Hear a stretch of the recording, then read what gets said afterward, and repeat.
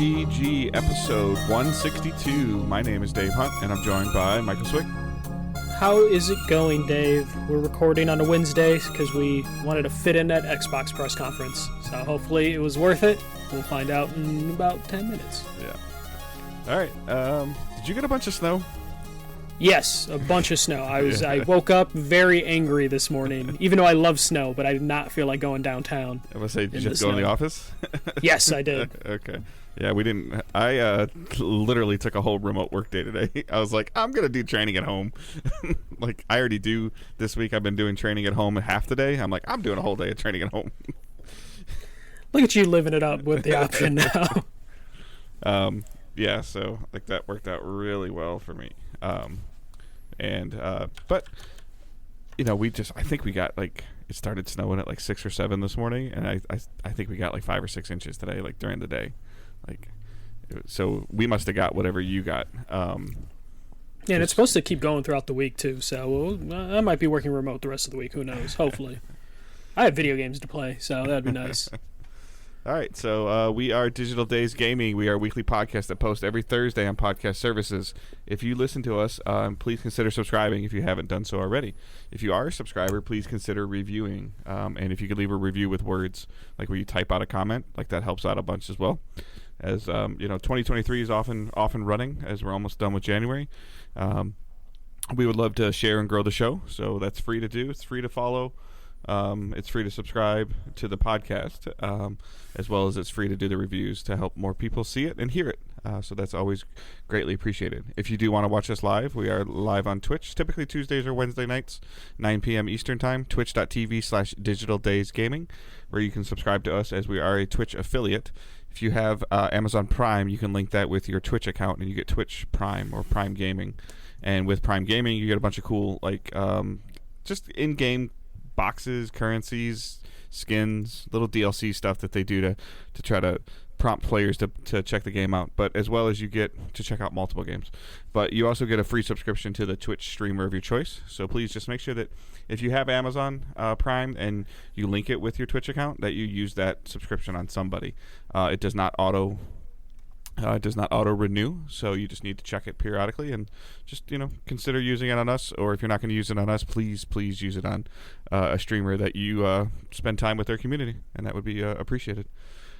All right, there are a bunch of other links in the show notes: Facebook, Discord, Twitter. All those things are in the show notes as well, so you can join the community and hang out with us and have discussions. And we're going to jump right into the news. Yeah, it's going to be a very Xbox-centric day, but we do have some PlayStation-adjacent news to go over first. And that is The Last of Us Episode 2 dropped on Sunday, and it had HBO's biggest growth in viewership. So it saw a 22% increase in their viewers, so it hit 5.7 million viewers across people watching it on HBO through their TV providers and HBO Max on the first night. So the first week had 4.7, this week had 5.7 million. And then HBO also added that 2 days past the original airing, it already had an additional 10 million views. So it sounds like Last of Us is doing really, really well. And I know, Dave, you're very curious to see how episode 2 would do from like a viewership as well as like story and stuff, which we'll go over story stuff maybe in playing and watching, but we'll also do a special spoiler cast that we're planning to do. Yeah, I was more wondering, like, word of mouth. Is word of mouth spread even again in the my field of working with some people, like people that don't. I've only been at this store for a couple weeks, and they don't even really know me that well. But there was conversations that were happening, just generic conversations that were happening, of like what people are watching, and this was coming up. And some people didn't even know it was based off a game. Yeah. So I think that I saw some statistics on Twitter about even just in the UK, the game sales for Last of Us Part 1 and Part 2 saw substantially large increases, which, you know, would be expected as maybe people start trying to figure out the basis of the show after they enjoyed episode 1 and they started digging into the basis and to find out that it's a video game, and it's on PS4. It's actually on PS3, but PS4s are prevalent across the world. So the fact that you're seeing an increase of game sales from that is expected, and I just hope that we really hear something from Sony's end, even if it's near the end of the show, the end of the episodes, or the end of the seasons. Sorry, of like what they saw an increase in games sales. Yeah, the UK charts, I think, were where that data was coming from. 222%, I think. I mean, roughly. Yeah, I could be getting some of the numbers wrong, but it was in the 200s. It was a crazy high number. Though you'd have to take into account like how much was it selling previously. But right. They at least had the PS5 released. Selling 4 copies after you sold 1 copy is a huge increase. Yeah, so the final number is going to be interesting to see. But it sounds like this is working really well for both HBO and for PlayStation for doing this, and as long as they keep the quality up, because episode 2 I think was almost as good as episode 1. It's a little shorter, but that's to be expected. So I was really happy with episode 2. It sounds like everyone around the show, it hasn't been renewed yet, but it seems I was like going to ask everyone's you, like, pretty confident. Yeah, are you concerned about that at all? Are you worried about like how much space, like how much of a gap there will be between season 1 and season 2 if we get one? If like they haven't even started development now. If you watched, and this isn't really a spoiler, so if you watched the entirety of episode 2, they had a little clip at the end talking about how they made the clickers in real life, and like the fact that most of that work is done, I think is a huge win. So it depends on. So they already said season 2 will probably cover the game, which does do like a 5-year like increase in time, and then there was reports for, I want to say, Craig Mazin, who's like the co-creator of the show, did say that there's a chance they might wait for Bella Ramsey to age a little bit. I think she's around 16 right now, so like they actually aren't too concerned if it takes 2 years for the next season, because it'll just work better for them in their storytelling. But or they fill that gap between 1 and 2 with stuff, which they could do that. Yeah, and I think that's like they're in like the best spot for that. It's just like, okay, we get renewed right away, have to have a season out next year. Perfect, we'll fill in the gap. Oh, it's going to take 2 years for the next season, like it's currently taking for House of Dragon. Then they'll be like, cool, then it'll line up more with what we originally wanted to do for season 2, and that's like have a more mature Ellie, killing all of Seattle. So like they're open. They're in a really good spot right now where I guarantee the show is going to be renewed. It's just going to be how long for that renewal and when they will start shooting again. Because you do have Pedro Pascal, who's pretty busy. I'm pretty sure Bella Ramsey is going to be very busy after like this show gets towards the end. There's a lot that they can do, and I don't know, I'm excited. Like this is I'm happy. Like I know you're like, I don't want it to be like a thing that I have to watch every week, but like I am thrilled. I'm kind of okay with it, other than it was just like Angela typically has a hard time right now with with working and everything. She has a hard time staying up past 9:30, 10 o'clock.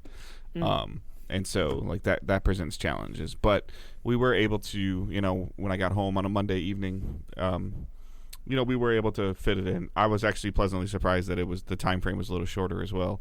So it was something that we fit in like right before dinner or something. Like I think we started watching it at like 5:30 when I got home, so which was fine. But yeah, it's great. I loved it. Like I said, I love to see more and more chatter around it, and it seems to be, obviously doing phenomenal numbers for HBO, which is good to hear too. Yeah, I just wonder, like, how the merch stuff's gonna work out. Like, are they gonna have to do separate merch? Because that's where like a lot of the money from these TV shows and movies comes from, is just pumping out merch, and it's heavily skewed towards PlayStation cashing in on that because they already have a ton of Last of Us merch. So whenever we're going to start seeing, they showed something about his jacket. I saw some stuff about you could get the jacket he's wearing. I didn't click on it though because I was afraid about how much it was going to cost. I'm just wondering if we're going to start seeing like that HBO Warner Brothers like production coming in terms of like plastering stores with Last of Us content, and seeing how that ends up working out for it, because it sounds like they have a big hit, and possibly a show that's the biggest hit in years for, if you take out the Game of Thrones factor. This could be one of those like must-see shows for a lot of people. I mean, you probably know this a little bit better than I do, but what do some of these other channels pull in on premieres of like episode 1s and episode 2s like in the last like 5 years? Have we had a marquee, like, I don't know, I don't want to necessarily, like, this is kind of trivializing it because I know there's not a lot of Apple Plus viewers, but like, do we know what like Ted Lasso did at like season 2 premiere? Or so Ted Lasso, I believe Apple has released some of those numbers. Netflix does not release those numbers whatsoever unless they're astronomical. We just see that they're ranked or they're trending within their own algorithm that they skew. Yeah, I that's the most recent example that I can think of, and or Cobra Kai had a lot of talk around it, but that's Netflix. So I don't know like what's considered to be like. I feel like the mainstreams, like the NBCs, the Foxes, and the CBSs, aren't getting this kind of viewership from a premiere. Yeah, well, it's funny though, because a lot of those like CBS, NBC shows, they pull like significantly larger numbers because it's free TV, and they still also base those numbers off Nielsen ratings. So they like get a sample size and then amplify that based off like a very old school way of getting data, which is like very inaccurate. But HBO is at a spot where they feel comfortable just be like, yeah, this is how many millions of people watch this, because that's just something that HBO has just always done as a brand. But when it comes to some of the other stuff, like the AMC stuff, like I can't remember the last time AMC really had a show that did well, but AMC, I believe with Breaking Bad, they were pulling in like 10 million, but that was once it was already established. It was established, yeah. People are like, I mean, I don't know, like Yellowstone's been getting a huge surge in popularity, at least in some of the circles that I pay attention to. But I don't know. I was just more curious because I know sometimes you kind of either retain or know how to get that data like a little quickly. It's not a big deal. It's just more stuff that I was just more curious about. Like we'll never see it from like Disney Plus, like Mandalorian or WandaVision, or like I will never see any of that. We'll see that increased subscriptions and we can point to releasing of continuous content, like is the verbiage that Disney tends to use. Yeah, when it comes to like, I just looked up Ted Lasso. So Ted Lasso, Apple does the thing where it's like Ted Lasso was watched 44 more times, or 44% more times than all of our other shows. So everyone does weird things to skew their numbers. All right. I didn't expect it to even be close to that number, but there was a lot of people that were talking about Ted Lasso, so I thought maybe. Yeah, but also Ted Lasso launched kind of Apple TV. Right, it was true. like one of the so like when Ted Lasso season 3 comes out, I believe that's when Apple is going to definitely be like, this is how many people are subscribed and watching this, which that comes out soon. They've been finally starting to talk about it a little bit, but they haven't set a date or anything yet. Yeah, they've been releasing the images and stuff. I'm actually looking forward to that. All right, the next story. GoldenEye 007. This is a Nintendo 64 game. It's coming to Switch and Xbox this week. It will be out January 27th. So this one's a little weird. So GoldenEye 007 is going to be on Xbox, and it will feature local multiplayer, while the Nintendo Switch version will be on Switch Online's expansion pass and features online play. So this is the thing that Nintendo and Xbox announced in partnership. God, last fall, I think? Yeah, it feels like a while ago, yeah. Like September, October is, I think, when they announced it. And it is finally happening this week. Of course, it's going to be on Game Pass. I already said it's going to be on the expansion pack or pass for Nintendo Switch Online. And I believe if you have the Rare Replay, it's just going to be a free download that's going to be patched into your Rare Replay game, which everyone has if they have Game Pass. But Dave, do you have fond memories of GoldenEye? I do. I mean, it was early high school for me, late middle school. So like there are some memories that I have of it, but I don't like have a tangible desire to download and play this.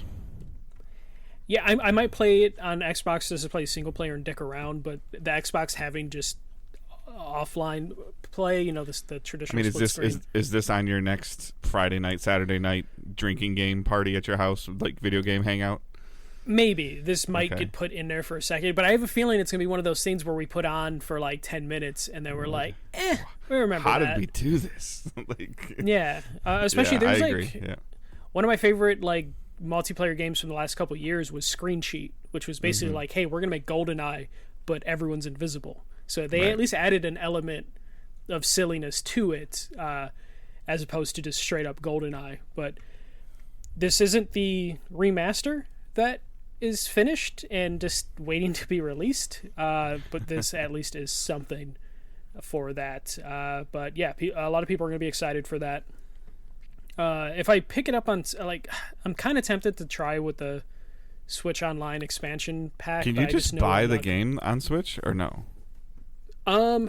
I want to say you can just buy it on Xbox. I don't know what they're doing exactly on Switch, but it is, I believe, none of the N64 games are available just for purchase on the Switch. So I'm assuming this will be like that in terms of it's just sub or don't, basically.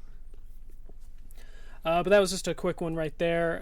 The next one, we were talking about this last week. 343 Industries basically had to come out and say they still run Halo. Despite reports that say otherwise, they are still the Halo house over at Xbox. So they were hit apparently really hard with the layoffs. Like there's been a lot of figures thrown out that the layoffs did hit them really hard. And some people just straight up left the studio.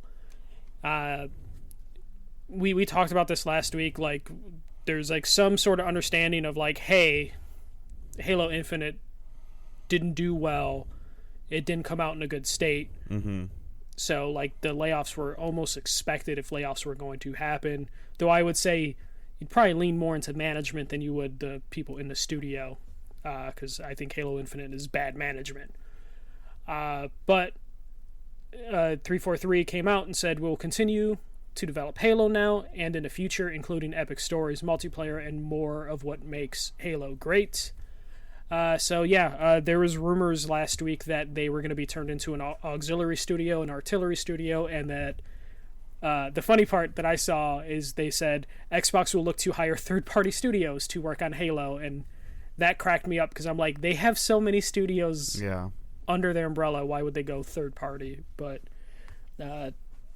Dave, how does this make you feel about the future of Halo? I'm kind of indifferent. I mean, I've seen, like, we obviously know that the Halo campaign is done. The Halo Infinite campaign is completed. I don't think that they've even said if there will be any more single-player content. So, I'm speculating here, but I wonder if layoffs go hand in hand with not renewing contracts, or if they were on contracts to work on Halo Infinite until a certain time, roughly probably the end of the 2022 year, hence these January layoffs. And it's also not surprising because the game didn't succeed. So I don't know, like, it doesn't appear on the surface, relating to what I know of how many employees Bungie had at one point in time that were working on Destiny 2. I believe that under like 400 people were currently working on Destiny 2 before the Sony merger and before a little bit of the change of what they've done. So I don't know how many people were working for 343. We know that 343 is primarily, I believe, only been working on Halo. So it's none of this is like super surprising to me that the game is out. It didn't, either it didn't do what it was supposed to do, and it didn't carry the numbers to, even if there was plans for more single player content, it's not carrying the concurrent player count that they want. Therefore, that was probably either not done or was never in the plans in the first place. Yeah. The only thing I would say to as a rebuttal to contracts ending is just apparently the numbers of the layoffs were significantly high. With that said, they did have to hire up and go all hands on deck just to get the co-op in, Forge mode in. So it could be somewhat contracts going in there. But I wonder if this is kind of Xbox just trying to save face, because like if they would announce like someone else is going to be doing Halo and 343 Industries is just going to go into the corner. It'd be another studio they opened and closed. Yeah, it would be another studio they open or closed, or just another sign of like mismanagement of like, yeah, we had a golden goose and we dropped the ball, and the studio we managed didn't do obviously well. it in like, you know, looking back, like giving it to 343 probably wasn't the best choice, but now it's kind of like that's what they do and that's what they are. That's, you know, it's the same concept and conversation you have when you talk about we want another company to make an NFL football game. Okay, but do you know how much data and scans and everything that EA has already? So if you want to bring in a third-party studio, or if you want to assign it, let's say the Activision Blizzard deal goes through, and you want to give Infinity Ward Halo now to do, like, they have to learn that engine. They have to learn that process. They have to learn all that stuff that 343 already knows. Yeah, and they wouldn't have the advantage of like 343 was put in charge of Halo because they were working with Bungie. Right. As an auxiliary studio, and then they got promoted. And then anybody that worked for Bungie that wanted to continue working on Halo, I'm sure went to 343. Yeah, and they were probably incentivized to do that. Right. So, like, there's just, like, it's like trying to make grandma's, you know, grandma's recipe, you know, and you're the grandchild. Like, eventually, over time, you lose stuff that isn't written on the card. Yeah. And this is, like, the difference between, you know, like, in EA. Like EA, if they had Halo Infinite and it did as bad as we perceive it to have done, they would have disclosed 343 and moved on. But you can't do that as Xbox of like, hey, this one studio, we put all of our resources to be the Halo studio. You can't shut them down. Yeah. The most they can do is just keep cutting them down and then try and rebuild what they can. But in terms of give it to another studio and have the 343 team go into that studio. Yeah, and at that point it's just like, well, would you just have the studio help 343 at that point? Kind of like how we're getting Crystal Dynamics helping. Yeah. Whatever that studio's name is. So yeah, instead, like in the example that I used, instead of 343 going to Infinity Ward and help, Infinity Ward people would be assigned to 343. Yeah. So like. It's always gonna. I mean, as of right now, I feel like it's always gonna be like that. I don't think we live in a world where we're gonna see Halo taken away from 343. I just don't. I just think that Halo and 343 go together. You might see an entire 90% turnover overhaul of the staff, but 343 is gonna make Halo. Yeah, it's like the Infinity Ward that made the original Modern Warfare is not the Infinity Ward that made Modern Warfare 2019. It's just, but you couldn't separate Infinity Ward from Call of Duty. Like it's not a good look, and you build too many resources into like a machine. It's the exact same problem that they're going to have with this next soccer game coming out. That's not going to be called FIFA. Like it's a very, very similar problem. It's going to be like, oh, like, you know, Ubisoft's making a Halo game. Like people don't want that. They say that they want it, but they don't want it. No. And the only acceptable answer for somebody else to make Halo is for Bungie to make Halo, and that ain't happening. Yeah. Because even then, like, if they were like, hey, you know what? Treyarch will make the next Halo. Yeah. Treyarch is going to be like, well, we're going to need like 5 years to even get started on this. And then the other thing that I want to talk about in relation to this is something I saw a bunch on social media last week with the layoffs and stuff like that. Like, I don't know the best way to say this, but the acquisition of Activision and the layoffs are in two completely different lanes of Microsoft's system. Yeah, I think we talked about this a little bit last week. It's just the optics are bad. Yeah, no, 100% the optics are bad, but you can't sit there and be like, oh, look, they can spend $70 billion, but they can't save these people's jobs. It's a business decision. Like it's an individual profit and loss decision for 343 for whoever else got laid off in Microsoft. Like, and we're seeing it everywhere with these tech companies right now. Microsoft, Google, Amazon, like all of them. What was like 80,000 people, 85,000 people lost their job in like 10 days last week? Yeah, in the tech industry. And to anyone listening, like, Dave's not saying it's not shitty that people lost their jobs. But those two things don't go hand in hand. Yeah, it's business sucks. Capitalism is rough, and this is how it goes. It's just a bad optics, and it's something that, like, when they go to the FTC, it could be something that's brought up. it won't have any grounds that will Right. stop anything. But they'll have to But discuss it. Yeah. Yeah, they'll have to discuss it of like what happened. Why, Yeah. you know? And like- again, anybody, one person losing their job is terrible. 80,000 people losing their job is awful, awful. But comparing or thinking that Microsoft is a sleazy company because they're making an acquisition and laying off people, Microsoft was a sleazy company before they made the acquisition and before they laid off people.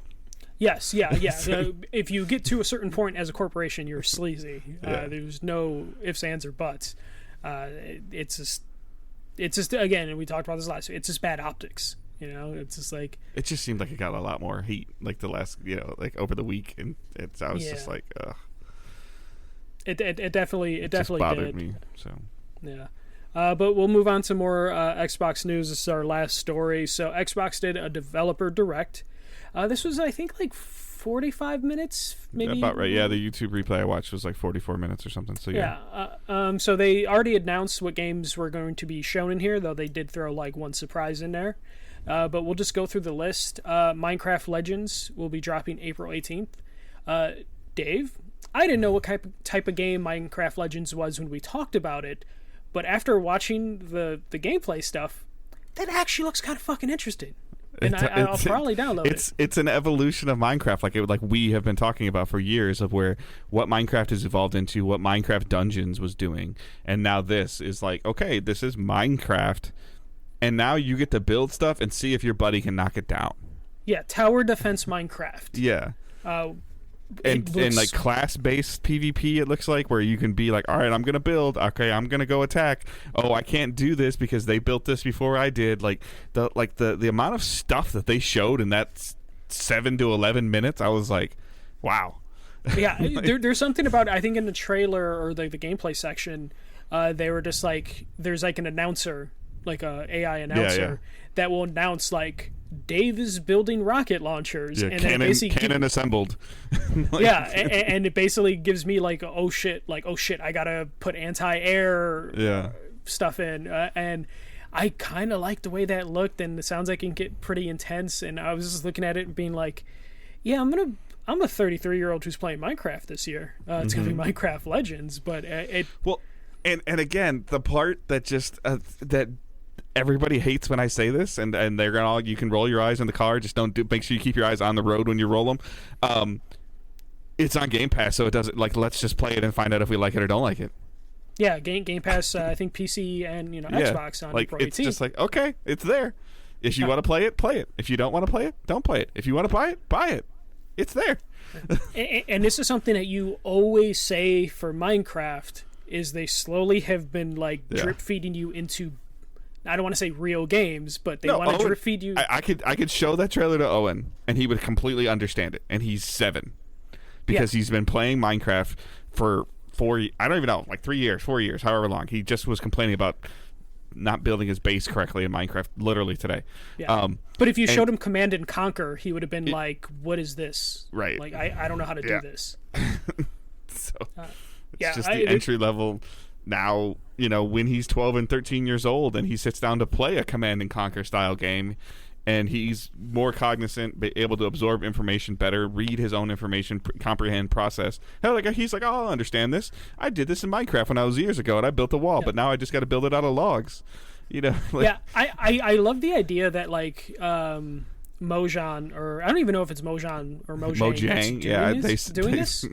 I think it's another. They're in studio. a partnership with another studio, but yes. But the idea that like this is probably something that people have been doing in Minecraft already in private servers, that they just looked at and were like, we can make a full game out of that. So I like the idea that Minecraft is just something that Microsoft will just look at what people are doing in private servers and go, we can make a full game out of that. I think we already knew it, but I was very impressed that they said, here's the game. This was kind of a theme for this entire direct, but here's the game. Here's the cool stuff you can do with it. Here's the date. Yeah. And in between all of that, here are faces, here are developers talking about stuff. It felt very like lively because they were not just doing the traditional and now world premiere trailer, and then you just see like 3-minute trailer. Just the idea there was of like no narrator. There was no narrator. No. There was no host. It did like a very quiet, like, and entry They thing. had a where, theme transition. like theme, where it showed the 4 games and changed it to 5 and put things on the screen, and then like the mouse clicked on it and you went there.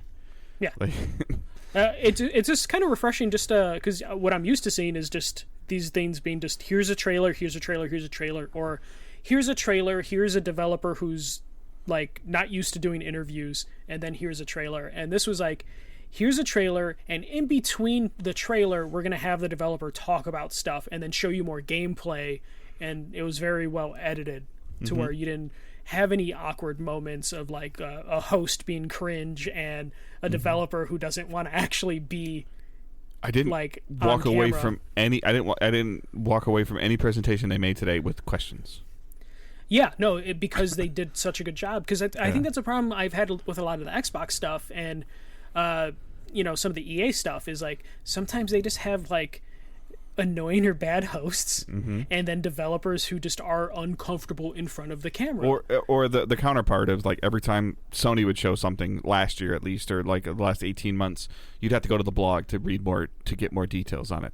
They just didn't have people. I feel they just showed and told what they intended to tell.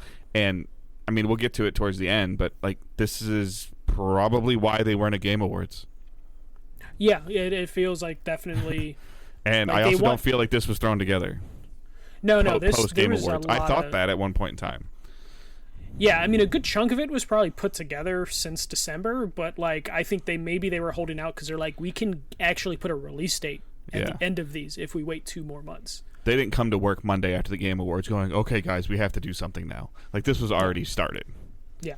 I almost feel like everything was finished except for like the release dates, and they were just like, okay, how far do we need to go into the year before we can? So April 18th for this, and a little peek behind the curtain because it's on Patreon now. Of this is a game that's on my draft that we drafted for Patreon. Yes. We'll talk a little Patreon later. But, and a game on my list, Forza, was shown.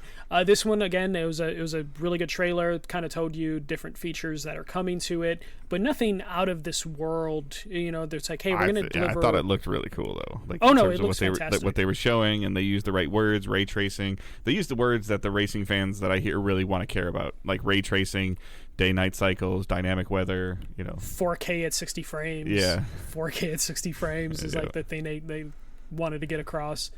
This was a really good showcase for Forza. This is where you need to put Forza in like one of these, because Forza can't really hold its own event. And I feel like people get disappointed if Forza shows up during like an E3 presentation because it eats up a lot of time. Yeah. So this was like the perfect place for it, of just like, hey, we're going to show like 5 games and we're going to spend like 4 minutes on no Forza. date. No date, but still emphasizing this year, which I think they'll hit. It's just a matter of like, it's probably a summer game. Mm-hmm. Not much to talk about there. Then we got this might be slightly out of order, but we did get a shadow drop today. So Hi-Fi Rush is a action adventure game that's also a music rhythm game. Very cool art style, like it's, animated art style, and then like the in-game gameplay kind of looks cel shaded ish to like mimic some of the art. The big surprise with this is from Tango Gameworks, which is the Bethesda studio that's known for doing horror games. Evil Within 2, and Ghostwire Tokyo. Yep. So this is it looks very much like people are comparing it to Jet Set Radio and Sunset Overdrive, and it is out now on Game Pass for Xbox and PC. This was kind of a surprise. Like, this is definitely, I know Dave smiled because he's like, this looks like a Michael game, an MJC game. It's a game I want to play. Like, watching the trailer, I want to play this. Angela and I were watching it together, and I said, the perfect scenario for this is this game to come out in the next 60 days. Yes. Because this game looks interesting, but like if it got lost in the shuffle in the summer, we wouldn't be talking about it. But I said the next 60 days. I was shocked that they said today. And they kept it secret. Like, I think maybe a couple hours before, there was like a report like that Tango Gameworks was going to announce something. This is what we got. And one thing I liked about it, like the gameplay looked fun, but like when they first said it's a rhythm music game, I was kind of worried. And then they said like, no, like it's still an action adventure game, but you get bonuses for being on beat and in rhythm. The explanation process that they did, it was fantastic. Like the way that they showed the game off, the way that they, Angela was like, "Is that gameplay?" And I'm like, "Yeah, it is. Like that's gameplay." She's like, "That's a really cool looking art style." Like she's not used to, currently in the gaming market. Like this is very bright. This is very colorful. This is very vibrant, which is not the vibe that we've been getting from video games the last couple of years at all. And especially Tango Gameworks. I think like that just has regardless, to be like Ghost of Tsushima wasn't this bright and vibrant. Ratchet and Clank wasn't this bright and as bright and as vibrant as this is. Ratchet and Clank was beautiful, but this is very whites, very reds. It's really cool looking, and I'm excited to play it. I almost was going to play it like right after I wanted to be able to talk about it today on the show. And the only reason I decided not to is because I didn't want to stream back to back. I didn't want to stream the episode or I didn't want to stream this game and then stream the episode the same day. So I am going to stream this game. No, this game looks awesome. And then like an interesting thing is like the bosses will have licensed music from Nine Inch Nails, the Black Keys, Prodigy, and a bunch of other bands. So this game just looks really good, and I feel like it has potential to surprise some people. Potentially, like we'll find out after people play it today, like if people actually like it. But this is the type of stuff that like I think Microsoft is going to have to be locked into for presentations of like shadow dropping stuff. This is a very quick turnaround from Ghostwire Tokyo for their studio. Like yes, they can have multiple teams. This is a very quick turnaround, and this is the perfect Game Pass game. Yeah, and like it's obviously going to be a smaller game than those like big games that they've done before. But just the fact that are you complaining about a 10 to 12 hour game that you're going to enjoy and have great start? No.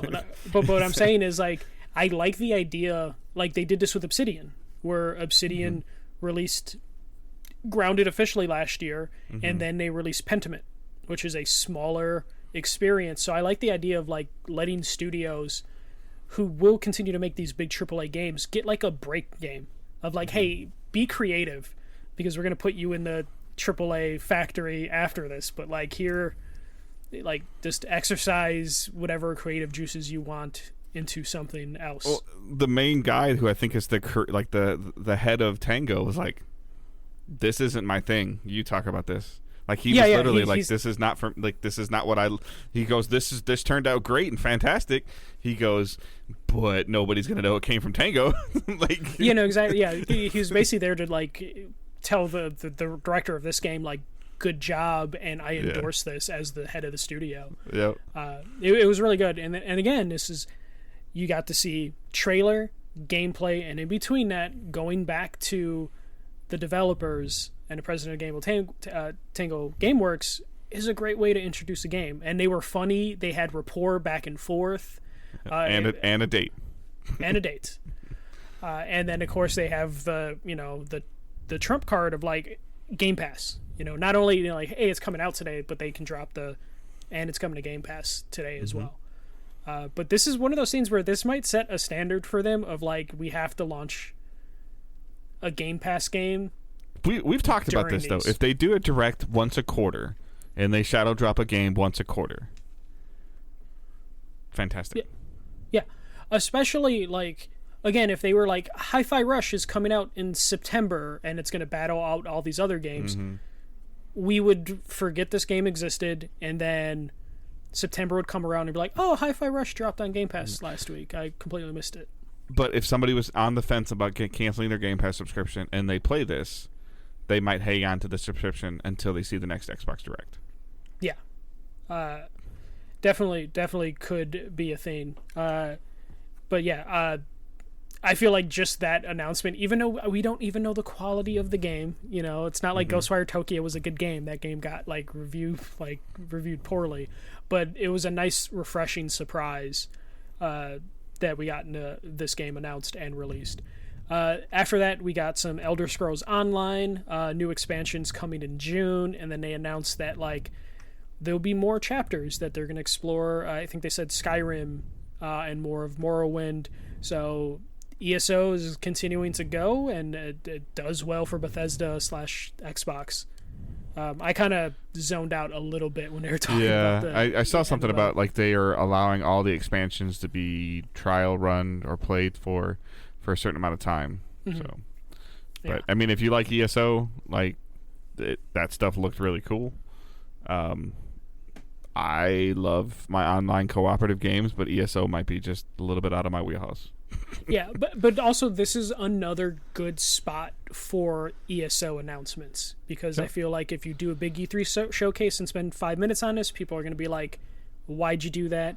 This is just like, hey, here's some ESO content. We're not going to spend too much time, and they did it after Hi-Fi Rush, so it's just like, it's perfect. Like, that you get off the high of that game, you kind of settle down with ESO, and then they end with their big one, which is Redfall. So Redfall, we got 10 minutes of gameplay, something like that. And developer insight and interview during it. The game is coming May 2nd to Xbox and PC via Game Pass. And I thought they were going to focus on multiplayer, but I think all of it was just, here's what you can do in single player, and here are the different modes and game types that you're going to see when playing a game solo. I will admit, before I let you jump into it, because you'll get the Far Cry-ness of it more than I will, I will say the first 3 minutes of this, maybe 4, I wasn't impressed. I was like, I've seen this before. It wasn't until they got halfway through this 10 minutes that I started to see stuff that interested me.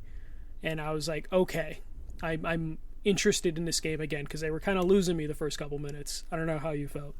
Yeah, I mean, they were showing again like somebody creeping around and doing that stuff, but then they started getting into talking about the open world a little bit, talking about mission structures, side missions, bases of operation. I mean, these are core foundational games as a service style. Like they're building a foundation for possibly something they can add on to easily. Like, I could totally see them adding a different island to Redfall. Yeah, or, they were talking about random instances, right? In the future, I could see something like that. The little bit of the peak of the looting system we got to look into, of picking up guns and different things and putting vampire stakes on them, like that looks cool. There was co-op in there if you paid close enough attention. They were showing other characters in there working together, and some of the tasks, the missions, and then bosses, mini bosses, like almost how you're going to. And we've been doing this in video games for years. I mean, you go all the way back to like infamous Second Son, and you were taking over neighborhoods of Seattle. And taking them back. Grand San Andreas days. Yeah. So I mean, that's the first one that came to mind for me. But okay, so you take care of a handful of things, and and you find out more information to get to another one, to get to another one, to get to an epic boss fight, and you have control of the neighborhood. The concern that I have is similar to Far Cry is, like, once you get control of that neighborhood, is it just back to normal and it's dull and dead, and you kind of and you're just there. That's where I hope the random occurrences that they talked about pop up, but not in an annoying way like San Andreas, where you'd try to drive around and then it'd be like, your neighborhood's being taken. I don't know enough about vampire lore, but it sounds like some of this stuff is kind of cool, of like where you get to eventually get to the head vampire. Yeah, well, they also talked about like the vampire gods are upset, so they drop a boss, like send a bounty hunter after you or something like that. That stuff looks cool. You are fighting humans as well. The variety of weapons look cool. They presented like cultists as like people that are like in favor of what the vampires are doing, and searching stuff, like going through going into buildings and searching and finding things, and they having something just appear out of nowhere, breaking through walls. Like, I was already very interested in this game, and I'm even more sold after today. Yeah, I would say so too. Like, even though they lost me in the first 5 minutes, because in the first 5 minutes they did the thing that I absolutely hate, and Dave knows what I'm talking about, but as soon as they showed a lighthouse that you then take over, and then it's like, this area is clean, I was like, fuck this. But it wasn't until they're like, hey, on the map there's going to be little paranormal pockets that you go into, and it's like an alternate dimension or universe sort of thing, and then they're like, you got to destroy it from the inside. And I think the mission structure is basically you go into this paranormal thing, the world looks completely different, procedurally generated. Yeah, you have to destroy like a heart, and then you need to get the fuck out of there before it like explodes to like survive. And that looked way more interesting. And then when they showed like the stealth mechanics in terms of like the tacticalness of how to do something, and like they showed off the Dishonored part, and I'm like, okay, this is cool. Yeah, like I think you I have saw an invisibility cloak. Yeah, I saw a pistol with a silencer, right? Yeah. I saw the you saw a little bit more of the classes, the hawk, like the invisible hawk that they can put out, the robot like that was distracting things, like it. The things you can do, like they showed the one character where she can like make a lift, like an elevator at random points, and then they showed how you can use that with a co-op partner. Of just, if you've upgraded the skill tree enough. Yeah. Yep. Yeah, to where you can launch your co-op partner so they can do some crazy sniping shots. They showed off the skill trees for the different characters. They look deep, which like I was pleasantly surprised, and like this is a day one play now. It was already going to be like I'll play it, but now this is like I want to play it now. Yeah, this would be one of those ones that when they do preload, you'll probably pre-download it and have it ready for whenever it launches. It's not I'm taking a day off of work yet, but I'm going to play it when I get home. It's hit the point where I'm probably going to tell my friends like, hey, make sure you download this so we can play it May 2nd. So at least get through the tutorial part. Let's see if we can match up tonight. Yeah. Some a lot of my friends are on PlayStation, which like I gotta convince people to buy Xboxes now. Or PC. Or PC. It's easier to tell them buy Series S. Maybe I'll just buy a friend a Series S and be like, hey, here. Those get down to like $229 sometimes. Yeah, that's a good point. Like I could poke my son down in Kentucky and be like, hey, let's check this out together. Yeah. So but that was the developer direct, and honestly, it felt refreshing. I hope PlayStation does something similar, because PlayStation could destroy this event with some of the studios they have and games they have potentially. But yeah, I just like the way this flowed compared to like Nintendo Direct or this was 5 games like that are coming in 2023. 4 of the 5 are dated or out, and it doesn't include Starfield. Yeah, which they did say at the end, like Starfield is going to get its own event. So that's probably relatively soon.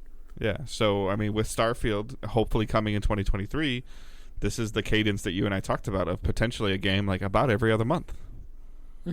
January, April, May, June for ESO, and Forza and summer. Forza fall. and Starfield. So you got June for ESO, and then you got Forza in August, and you got Starfield in October.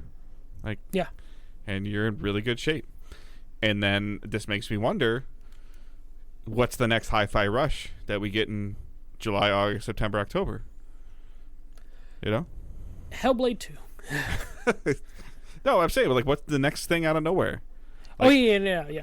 I if you would have told me that they would have had to drop like a surprise in their thing, I wouldn't have told you that's the game that I want to play the most. I was almost expecting them to say, like, when they was like, and you can play Redfall soon, I was almost like, you're not going to do it, are you? But sadly, it may. Yeah. So, like, this is a solid, like, B+, A- for me from this. Like, yeah, I would say it's like a solid A in terms of, like, it didn't feel like it wasted my time. I almost feel like they needed the ESO stuff, even though I didn't give a shit about it. They needed it just to kind of, like, chill out from everything they showed. But yeah, no, this is like, if you tell me like they already said they're going to return for E3, but like if you told me like Xbox was just going to do this, where like maybe we get like 2 or 3 of these a year, I want one more before E3. I would say you do E3, and then if you don't do the Game Awards again, you do one of these at the end of the year. You don't want one in like in March or April and then E3, like one in early March and then E3. No, because I want early E3. March is really close to late January. So yeah, wow. Especially with the release dates. But maybe next year, like they can do it like more quarterly. But yeah, no, this was a nice surprise. I was glad they did this, and I was able to watch it. Well, I was super surprised. Branham jumped in Discord, and he's like, because I was doing at-home training today, and I knew the event was going on when I was in a class. And I was like, okay. And then I sat down after I was done with the class, and he posted something in Discord. You posted the link in Discord, and then he posted something in there, some comment, and I'm like, oh, is it over already? So then I went in YouTube to find it, and I was like, oh, it's only 45 minutes? Like, yeah, 100% I'll watch this right now. I was more worried, like, this thing was going to be like an hour and a half, or like... Yeah. You always have to worry, because sometimes Xbox, man, the last 2 years, they were all over the place with, like, their run times. So, but it was really good. So. Yep. All right. I don't think we got anything delayed, right? I feel like something... No. A delayed game got a release date finally, so we're good. Okay. And then what we're planning on watching, again, I haven't really been playing too much stuff. I need to go back to God of War Ragnarok. Now I want to play Hi-Fi Rush. I need to play Gotham Knights. But I'm still kind of in this mental flux with the job change and hiring some people, and the NFL playoffs have just been superly entertaining. Anytime the Cowboys lose, it's fantastic, even though they keep talking about them all the time. And so as football is starting to wean a little bit, there's only like 3 total games left. I'll definitely start, playing some more stuff. I'm hoping, as an example, like Hi-Fi Rush is that 10 or 12 hour thing that kind of gets me off the schneid and gets me going again. Just to play something, complete it, and do it. But then and we watched, like we mentioned before, we watched Last of Us. I do love the, speaking as vaguely as I can, I do love the slight altercations that they're taking to make it kind of fit more into the real world lifestyle. Yes. Of, how things are functioning and operating. They explained video game mechanics, basically, of like how things work, and I think they did a really good job with how they did that. Yeah. I mentioned it last week, but there has been just a ton of Destiny info coming out as we're getting closer and closer to Lightfall. They shut something down recently, right? The whole game shut down for almost 19 hours because something broke. Something broke terribly, but they were very transparent. But all the stuff that they've been doing over the last 2 weeks, they're releasing these big, almost like developer blogs or developer insight into what they're doing coming Lightfall, and they're being very transparent, very direct, very detailed about why they're doing it.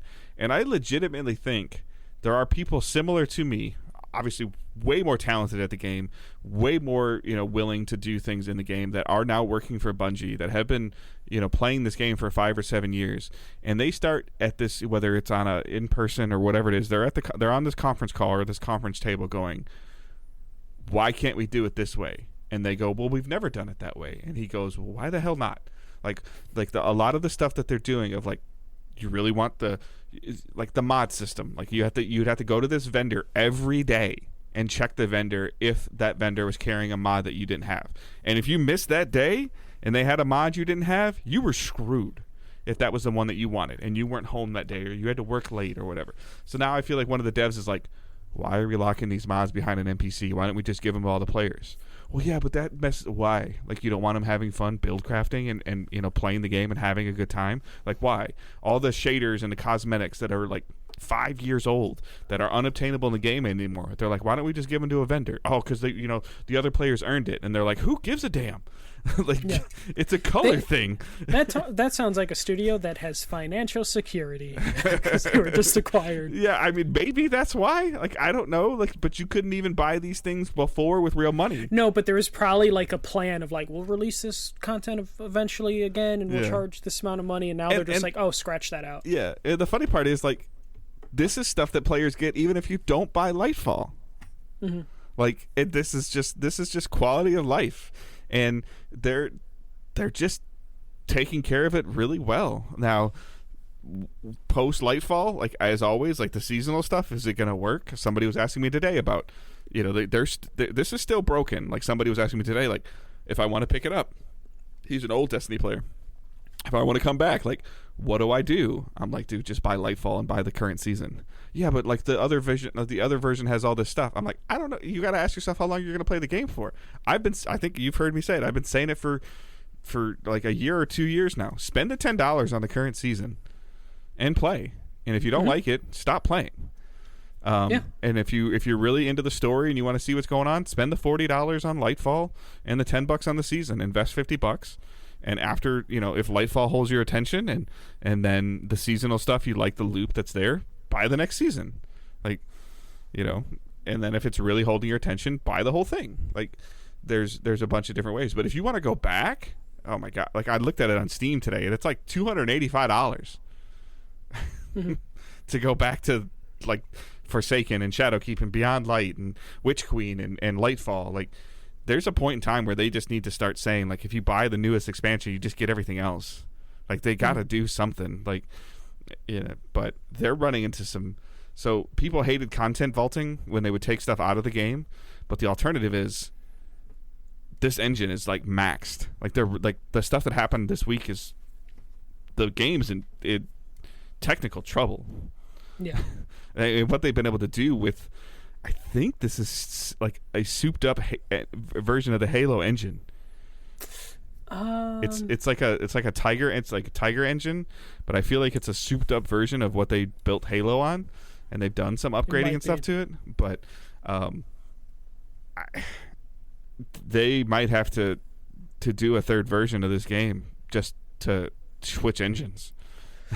I mean, wouldn't it be when they just consider retiring the PS4 version of it? Like, usually that's what happens, is you have to retire the last gen version, which is why but the PS3 one PCs are having the problems too, though. So like, I don't know. Like, I don't know enough about this stuff. Like, that was the reason they came out and said that they were vaulting content, was because it was. And when there was the crazy part is when there was a lot of content vaulted, when there was things put away, the game did run better. It felt like they were able to adjust things and fix things faster and in the moment. This is the same engine from Halo Combat Evolved. Yeah. So they've been redoing this engine since 2001. They've been building on it. It's a 22-year-old engine. Like, yeah. So like, it's kind of crazy. So I don't. I'm still enjoying the game. I'm having fun with it. Okay, I couldn't play yesterday. Like, yeah, I was a little disappointed I couldn't play on Tuesday like I normally do, but like, I moved on. Like, I just, it's fine. Some of that stuff. I'm looking forward to Lightfall just because I love cool new places. I kind of want to see how the story's going to go, and I really like the way that they make the stuff look. Like, it's fun to play. So I'm looking forward to that in a month. But yeah, that's kind of it for playing and watching. Me, it's literally I watched The Last of Us. I've been watching New Girl on Netflix, just because I like that show. Yeah, it's just been one of those things where it's like, I might be canceling my Netflix soon, so I'm just kind of going through shows that are on Netflix that I've been meaning to get to. Oh, I watched episode 1 of the 90s show. That 90s show. Oh, it's on my list to watch as well. Were you a That 70s Shows fan? Yeah, I was. Okay. But the last 2 seasons of the 70s show were terrible, so yeah, I don't know. I didn't really watch much of the 70s show, and I didn't realize how much of it tied to it, but yeah, it's there. It's cool. Yeah, so like video game wise, I've still messed with Vampire Survivors. Basically, when I'm on my monitor, my dual monitors, I have New Girl in one screen and Vampire Survivors in the other screen, which is a hell of a combination. And then I've been helping Sarah play Final Fantasy XIV. There's like a card game called Triple Triad, and she wants to collect all the cards in it. So I've been helping her collect those cards, just because I like puzzle games and card games. So it's just been something we've been doing the last couple days. But yeah, I'm gonna hop on Hi-Fi Rush probably as soon as we're done here. Cool. And I'll probably be playing that this week.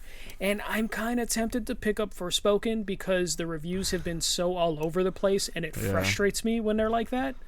Because you have people that are only going off clips from Twitter that are bashing the hell out of the game. And then you have people that are actually playing it that are like, yeah, the game's kind of okay or mid, but it gets better towards the end game. And I'm just like, well, shit, I need to see what this is about. Have you seen how long they're saying it is? No, I haven't, unfortunately. Okay. But there's a couple people in our community that seem to be enjoying it.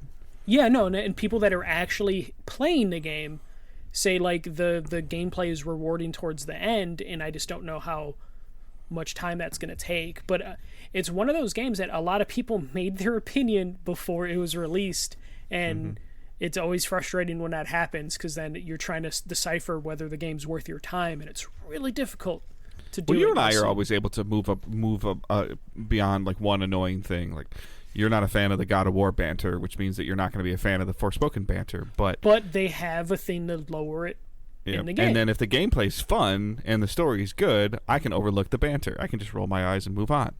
Yeah, no, and I can potentially do that too, especially since I have a banter slider.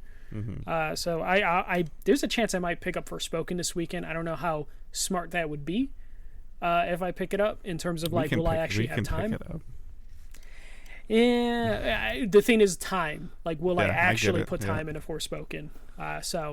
But luckily, Hi-Fi Rush Yeah, is just I've got some available, self-control with Midnight Suns right now too, because it just keeps kind of dropping in price. So I'm like, I'm just gonna wait. Yeah, like I might pick that up on Xbox too, just for the hell of it. But even though I'm holding out, I'm like, man, that would be a good Game Pass or PlayStation Plus game. I don't think it's happening. I got some other stuff to play now too, and Hi-Fi Rush just kind of slides right in there. So yeah. All right. So we did not get very many questions or comments, partially because we didn't ask for them right away or at a good time. But please keep in mind that you do not have to wait for Michael or myself to put a post up to ask questions. If you have some questions, we'll answer them. You can post them in the Discord, and that started a conversation in the Discord because I think we kind of already talked about it. But somebody asked a question about PSVR 2. And then there was a little bit of a discussion around that. So please, absolutely feel free to do that. If Michael and myself don't answer, and other people are conversating with it, that's fantastic. But it might be one of those things where we might be saving our answers for the show. So I purposely did not tweet anything about the Xbox event today, or tweet or Facebook about it, because I knew I was going to talk about it. So, and you want to, if you want the opinions, you gotta listen to them. You don't get to read them. Yeah. So that kind of wraps it up. Our spotlight for this week, like we kind of teased a little bit, we did post a January Patreon episode, so we hadn't been doing that great of a job of keeping up to date on some of our Patreon stuff, but it's part of our goals for 2023 is to make sure that we reward the people that reward us and give them what they expect. So I will let Michael explain that. Yeah, so for this month's episode, we did Fantasy Critic. So Fantasy Critic is where we draft video games that we think are coming out this year and we'll review highly. So we have, 40 minutes of us picking 10 games apiece and talking about basically the video game releases and games we think are going to be successful. And also going back and forth on like us saying who made a mistake by drafting what. So it's definitely worth a listen. This is something that like we'll periodically update people on Patreon on like what the scoreboard looks like as the year continues, because one of the games I picked is out relatively soon, and one of the games Dave picks out is not too far along after that. So this will be something that like we'll look back at the end of the year to see who actually won. We haven't put any stakes on it, but who knows? We might throw some on eventually to see who won. But yeah, definitely check out that Patreon episode, and then we do have some ideas cooking for Patreon soon. We wanted to think of a plan for how often we release stuff, but with The Last of Us rolling, we might end up putting some spoiler casts on Patreon relatively soon. So yeah, I mean, if it's something you want to consider, you're doing your 2023 budgets, and somehow supporting a content creator of your choice will fit into that budget. The $7 tier gets you access to our bonus content episodes, which are there, and signing up for the $7 tier gets you all the previous bonus content as well, not just from today forward. So there's a ton of stuff there. There's way more than $7 a month of content previously already. Yeah. Most of a handful of our Patreon supporters have been supporting us since day one, so that's fantastic. Dropping down to the $5 tier, you get the podcast episode 24 hours early, most of the time, just depending on when we record. You do get 75-80% of the time you get the episode 24 hours early. Michael and I hold very hard to the 6 a.m. Thursday morning thing because we just want to be consistent. We know that we want to hit your app at the same time all the time. Like it's just that's very important to us. So and then down to like the $3 tier gets you the private Discord server access, which nobody's really using, but it's just another way. We did for get you a to support. message about that we might have to look into later, but okay. And then the $1 tier is just the tip jar. So. And that's patreon.com/digitaldaysgaming. So other than that, you can follow us on Twitter at DigitalDaysPod is the main account. at the first MJC is Michael's, and at Good Dave Hunt is myself's. Facebook group, Discord server are linked in the show notes. And that's all I got. You got anything else? Nope. That's pretty much it. We'll be recording next week, and we might have a Last of Us thing potentially going up sometime next week if we get around to it. And I'm recording a bonus episode that will be on the regular feed sometime this week that will hopefully release within the next 2 weeks. So awesome. Yeah. All right. So I hope everyone has a great week. Keep moving forward. Don't be a dick. See ya.